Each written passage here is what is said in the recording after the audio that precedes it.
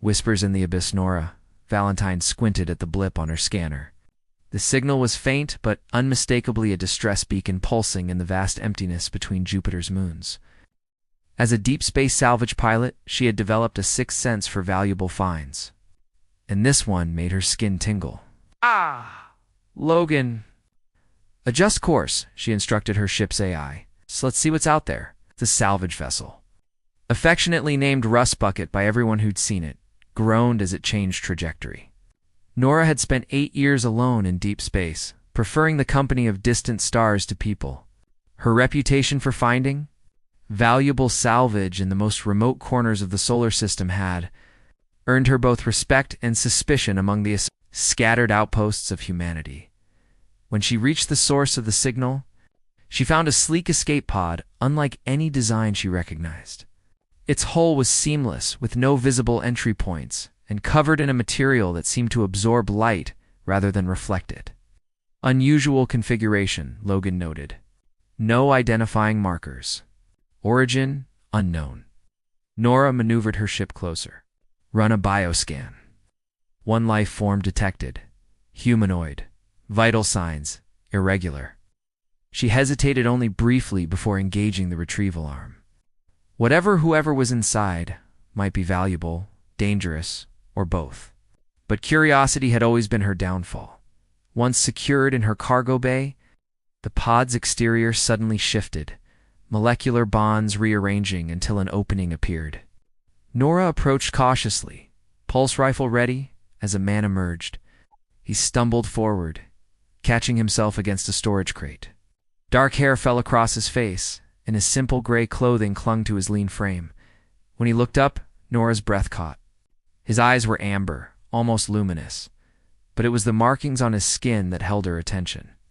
Intricate patterns spiraled up his neck and disappeared beneath his collar knot tattoos. But something embedded in his skin that seemed to shimmer with a life of its own. "Who are you?" she demanded, keeping her distance. "Tarek," he replied, his voice rough from disuse. "Thank you for answering my call. Didn't give you much choice with that beacon screaming across 3 sectors." Nora kept her rifle aimed at his chest. "Where did you come from?" "That's not standard issue anything." Tarek's gaze darted around the cargo bay before settling back on her. "I was ... imprisoned. This was my only escape." "Imprisoned by whom?" "Those who fear what they don't understand." He moved slightly, and Nora noticed he favored his right side. A dark stain spread across his gray tunic. Despite her better judgment, she lowered her weapon slightly. "You're injured." "It's nothing," he said, but his legs buckled, and he sank to his knees. Nora made a decision she hoped wouldn't get her killed. She helped him to the small medical bay. Aware of the strange warmth emanating from his skin where their bodies touched. As she cleaned his wound, a precise laceration that looked deliberately inflicted, Tarek watched her with those unusual eyes. "They'll be looking for me," he whispered. "You should leave me at the nearest outpost and forget you ever saw me." Nora's fingers paused over his injury. The markings on his skin pulsed faintly, like distant stars. "Who's they?" Instead of answering, Tarek caught her wrist, his touch gentle but urgent. "Please," he said softly. "You have no idea what you've become involved in." Nora had spent her life avoiding entanglements, preferring the cold certainty of space to the messy complications of human connection. Yet something about this stranger pulled at her, a gravity she couldn't explain. "Well," she said finally, resuming her work on his wound, "I guess we're both about to find out." Strange constellations. The Rust Bucket drifted silently through the asteroid belt, engines powered down to avoid detection. Nora sat in the cockpit, fingers drumming against the console as she watched the scanner for any sign of pursuit. 3 days had passed since she'd rescued Tarek, and he'd gradually regained his strength. Though he remained guarded about his past, "We should reach Europa Station in 2 cycles, she announced as he entered the cockpit. "You can find passage 2 wherever you're heading from there." Tarek stood beside her seat, his proximity sending an unexpected flutter through her chest. "I appreciate your help, but Europa is monitored by Sentinel Corps. It wouldn't be safe for either of us." "Sentinel Corps." Nora frowned. "The Scientific Research Division? What would they want with you?" Instead of answering, Tarek carefully unfastened the top of his tunic. The markings she'd glimpsed before extended across his chest in elaborate patterns that reminded her of star charts. "This is why they want me," he said quietly. "These aren't decorative. They're coordinates." Nora leaned closer, professional curiosity overcoming her usual caution around personal space. "Coordinates to what?" "A planet. One that officially doesn't exist?" His voice dropped lower. "One they've been searching for across 3 galaxies." Her fingers hovered over one of the markings. "May I?" Tarek nodded, his breath catching slightly as her fingertips traced the pattern on his collarbone. The markings seemed to respond to her touch, warming beneath her fingers. "How is this possible?" she whispered. "Quantum embedding. The knowledge is part of me, literally encoded into my cellular structure." He caught her hand, holding it against his chest. "I'm the only living map to a world they desperately want to control." Nora should have pulled away, should have set course for the nearest station and handed him over to authorities. Instead, she found herself asking, where do these coordinates lead? Beyond the Kuiper Belt? To a place hidden in plain sight? She laughed softly. "That's a long way from my usual salvage routes. I know it's too much to ask." His fingers remained intertwined with hers. "You've already risked enough harboring me." Proximity sensors suddenly blared, startling them apart. "Vessel approaching," Logan announced. "Sentinel Corps' designation." "They've found us," Tarek said, face paling. "I'm sorry. I've brought this to your doorstep." Nora was already moving, hands flying over the controls. "Logan, power to engines." "Evasive maneuvers, pattern Delta." "I'll follow your signature," Tarek warned. "Not if they can't see us." She flipped a series of switches. "Hold on." The rust bucket lurched, diving into a dense cluster of asteroids. Nora navigated the field with practiced precision, using the largest rocks as shields against the Sentinel ship's scanners. "You're good at this," Tarek observed, gripping the console as the ship tilted sharply. 8 years of running contraband builds certain skills. She shot him a quick smile. Though usually it's illegal salvage, not mysterious men with star maps on their skin. When they emerged from the asteroid field, the Sentinel ship was nowhere on their scanners. Nora set a new course, away from Europa. "Where are we going?" Tarek asked. "There's an abandoned research station near Neptune. We can hide there, regroup." She turned to face him fully. "Then you're going to tell me everything about these coordinates and why the Sentinels want them so badly." Tarek studied her face. "Why are you helping me?" Nora considered the question. "Let's just say I've never been fond of people who hunt others." His hand found hers again, fingers lightly intertwining. "Thank you." Something shifted between them in that moment, a connection forming across the void of their separate worlds. Unexpected and undeniable as gravity itself. Eclipse of trust. The abandoned research station orbited Neptune like a forgotten memory. Its once gleaming surfaces now dulled by cosmic dust. Nora docked the rust bucket in what remained of the hangar bay, the magnetic clamps engaging with a reassuring thud. Outside the viewport, a cosmic storm painted Neptune's atmosphere in violent swirls of blue and purple. "We should be safe here for a while," she said, powering down the engines. This place was decommissioned decades ago when funding dried up. Now it's just another ghost in the void. Tarek moved to stand beside her, his presence a warm counterpoint to the station's cold emptiness. It's beautiful in a desolate way.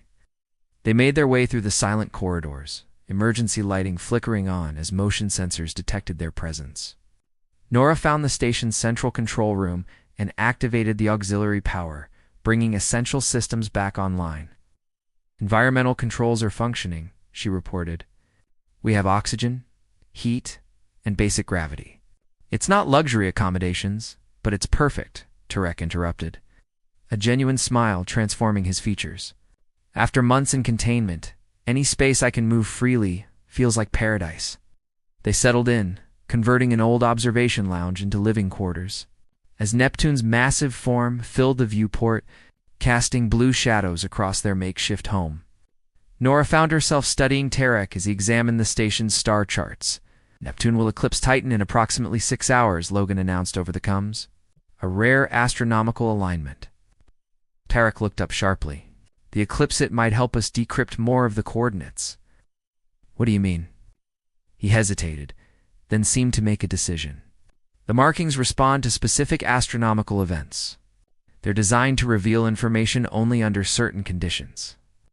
Later, as they shared a simple meal of rehydrated rations, Tarek finally told her his story, how he'd volunteered as a navigator for an expedition beyond known space, how the procedure to embed the coordinates had gone wrong, fusing the information permanently to his genetic structure, how the Sentinel cores had shifted from scientific inquiry to military acquisition when they realized the potential of what he carried. And what exactly is it these coordinates that's worth hunting you across the solar system? Nora asked. Datra set down his cup. A habitable world, hidden within a quantum fold in space-time. A perfect planet with resources beyond imagination. And they want it for what? Colonization? Weaponization, he corrected quietly. The planet exists simultaneously in multiple dimensions. Whoever controls it controls access to parallel realities. The implications staggered her. And you're the only map. Yes. Which is why I can never let them catch me. Their eyes locked across the table, and Nora felt something tug deep within her on, emotion she'd long since abandoned in favor of solitude and survival. Without thinking, she reached across and took his hand.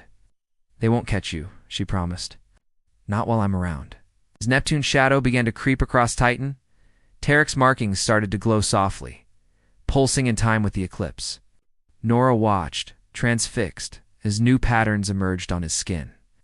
Revealing themselves in the blue light, he drew her closer, his voice barely above a whisper. The eclipse is activating the next sequence. Their faces were inches apart, his amber eyes reflecting the glow from his skin. The station seemed to fade around them, leaving only this moment suspended in the void. Nora, he breathed her name like a prayer. I never expected to find someone I could trust out here. Her hand rose to trace the glowing pattern along his jaw. I never expected to trust anyone again. When their lips met, it felt inevitable, like stars colliding after eons of gravitational dance. His arms encircled her, pulling her against him as the eclipse reached totality, his markings illuminating the darkness around them. In that moment, caught between worlds and wanted by forces beyond their control, they found something neither had been looking for, a connection that transcended the vast emptiness of space. The quantum thread morning. Aboard the station, if the concept of morning existed in the perpetual twilight of Neptune's orbit, found them planning their next move. Tarek's markings had revealed new coordinates during the eclipse, pointing to a location in the outer reaches of the Kuiper Belt. It's a gateway, he explained, projecting the stellar map onto the observation lounge wall, a point where the barriers between dimensions are thinnest. Nora studied the projection, mentally calculating fuel requirements and potential routes. That's deep space, well beyond standard navigation beacons. We'd be flying blind for the last leg. Not blind, Tarek said, taking her hand and placing it over his heart where the brightest constellation of markings pulsed steadily. We have this. The intimacy of the gesture wasn't lost on her. Since their kiss during the eclipse, something had shifted between them, gravitational pull neither could deny. Every accidental touch, every shared glance carried new meaning. Logan, Nora called out, plot a course to these coordinates. Use the stealth protocols. Course plotted, the AI responded. Estimated travel time, 48 hours. They departed the station under cover of Neptune's magnetic storm, which would mask their signature from any Sentinel sensors in the vicinity. As the rust bucket accelerated beyond Neptune's orbit, Nora noticed Tarek wincing, his hand pressed against his chest. What's wrong? She asked, moving to his side. The markings there reacting to our proximity to the coordinates. He pulled down the collar of his tunic, revealing the constellation patterns glowing more intensely than before. It's like they know we're getting closer to their destination. Nora gently traced the luminescent lines with her fingertips. Does it hurt? Not exactly. His eyes met hers, dark with an emotion that made her breath catch. It's more like energy building with nowhere to go. The air between them seemed to crackle with the same energy. Nora found herself leaning closer, drawn by forces beyond rational explanation. When their lips met this time, it wasn't the gentle exploration of their first kiss, but something deeper, more urgent. Tarek pulled her against him. One hand tangled in her hair, the other at the small of her back. The markings on his skin glowed brighter where their bodies connected, as if responding to her presence. "Nora," he whispered against her mouth, "there's something happening between us. Something I can't explain." Before she could respond, the proximity alert blared. They broke apart, Nora immediately returning to pilot mode as she checked the scanner. 3 Sentinel ships, she reported grimly. "They found us." Tarek's expression hardened. They must have tracked the energy signature from the markings during the eclipse. "Logan, evasive maneuvers?" "Full power to shields." Nora's hands flew over the controls. "We can't outrun them in open space." The rust bucket shuddered as the first volley of warning shots passed nearby. The Sentinel Corps wasn't trying to destroy them, they wanted Tarek alive. There, Tarek pointed to a dense field of icy planetesimals ahead. "We can lose them in there," Nora nodded, pushing the engines to their limit as she piloted into the field. Massive chunks of primordial ice loomed in their path, requiring split-second navigation decisions. Behind them, one of the Sentinel ships clipped an ice boulder and spun out of control. "2 more on our tail," Logan reported. "We need more power," Nora muttered. Diverting energy from life support to the engines, Tora suddenly grabbed her wrist. "I can help." His markings were pulsating rapidly now, almost blindingly bright. The coordinates there, not just a map. They're a key. He placed both hands on the ship's console. Immediately, the markings on his skin seemed to flow like liquid light, extending from his fingers into the ship's systems. The rust bucket surged forward with impossible speed as new energy signatures appeared on the scanner. "What did you do?" Nora gasped as the Sentinel ships fell behind. Tarek looked as shocked as she felt. "I didn't know I could do that." "It's like the markings recognized your ship's technology and enhanced it." As they emerged from the ice field, the final coordinates revealed themselves fully on Tarek's skin, pointing directly to what appeared to be empty space ahead of them. "There's nothing there," Nora said. Confused, Tarek took her hand, his eyes bright with wonder and fear. "Not yet, but there will be." Beyond the veil, the rust bucket hovered at the edge of known space, facing what appeared to be an unremarkable section of the void. Behind them, the remaining Sentinel ships had regrouped and were closing fast. Nora checked their weapons systems, minimal at best, against military-grade vessels. "We're out of options," she said grimly. "Whatever that gateway is, Tarek, now would be a good time to open it." Tarek stood before the viewport, his markings pulsing in complex patterns that seemed to mirror the starfield ahead. "It requires more than just arriving at the coordinates. The gateway needs a specific energy signature to activate. You have that signature." He turned to her, eyes reflecting the glow from his skin. "Yes, but using it will change me. Once I channeled this much energy through the markings, the process can't be reversed."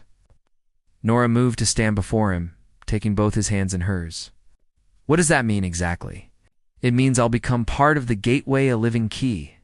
"I won't be." He struggled for words. "I won't be entirely human anymore." The proximity alert sounded again. The Sentinel ships were in firing range. "I won't force this choice on you," Tarek said softly. "We could surrender." "They won't harm you if you claim I coerced you," Nora almost laughed. 8 years avoiding entanglements, and now I'm willing to face down the Sentinel Corps for a man I met a week ago. She squeezed his hands. "Some choices make themselves." His smile was worth every risk she'd taken. "Then stand back." Tarek moved to the center of the cockpit and closed his eyes. The markings on his skin began to glow with increasing intensity until light seemed to pour from within him. Outside the viewport, the empty space shimmered, reality bending as if seen through heat waves. The first shot from the Sentinel ships rocked the rust bucket. Shields flared, and warning systems blared. "Shields at 40%, Logan reported. "Direct hit imminent." Nora watched in awe as Tarek raised his arms, the markings now so bright she could barely look at him. A beam of energy extended from his chest, connecting with the distortion ahead of them. Space itself seemed to fold, creating an opening where none had existed. "Go," Tarek shouted over the roar of energy. "Pilot through it." Nora didn't hesitate, engaging thrusters at full power. The rust bucket lurched forward into the rift, just as another volley of shots from the Sentinel ships reached them. There was a moment of absolute silence, a suspension of reality as they passed through the gateway. Nora felt her body simultaneously compressed and expanded, as if existing in multiple places at once. Then they were through, emerging into a star system unlike any she'd seen.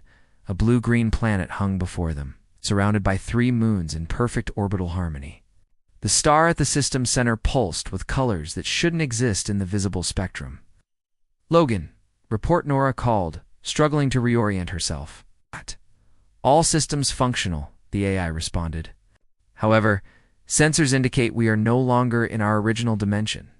Quantum signatures do not match known universal constants." Tarek collapsed to the floor, the light from his markings fading to a soft glow. Nora knelt beside him, cradling his head. "Tarek, stay with me."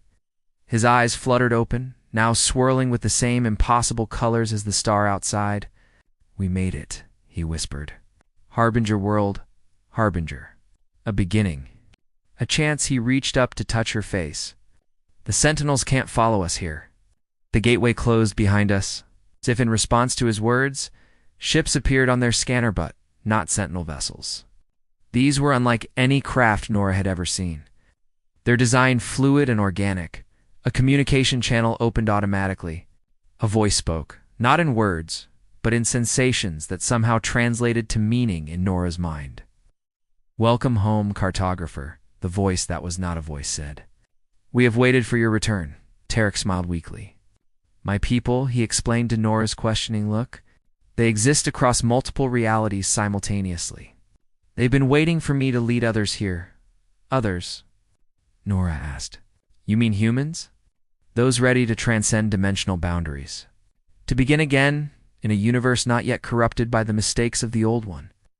The Harbinger vessels surrounded them in a protective formation, guiding the rust bucket toward the blue-green planet.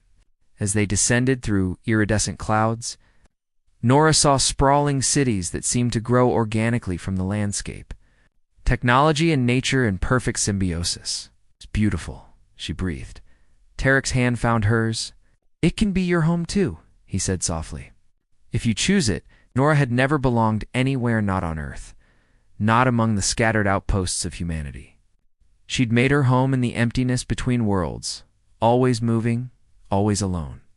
Until now, she looked down at Tarek, at the markings that had led them across space and dimensions, at the man who had trusted her with everything. "I already chose," she said simply, leaning down to kiss him as their ship descended toward a new beginning. On Harbinger world, beneath a sky filled with impossible colors, 2 beings from different dimensions found something neither had believed in: a home in each other. Stretching across the boundaries of space, time, and reality itself,